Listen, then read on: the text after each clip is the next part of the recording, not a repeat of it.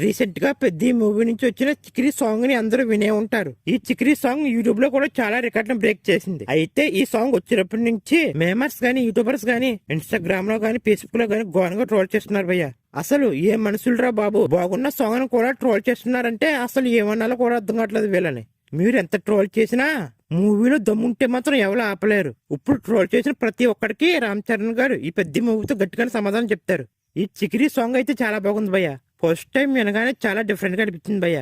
నాకైతే వినే కొద్దీ వినాలనిపిస్తుంది, అంత బాగుంది భయ్య సాంగ్ మాత్రం. పచ్చిగా చెప్పాలంటే యూట్యూబర్స్ మేమర్స్ వ్యూస్ కోసం ఎంతకన్నా దిగజారుతారు భయ్య. లేకపోతే బాగున్న సాంగ్ ని ట్రోల్ చేయడం ఏంటి పిచ్చి, కాకపోతే కానీ వీళ్ళకి. అదే వేరే ఇండస్ట్రీ మూవీ అంటే తెగలేపేస్తారు భయ్య.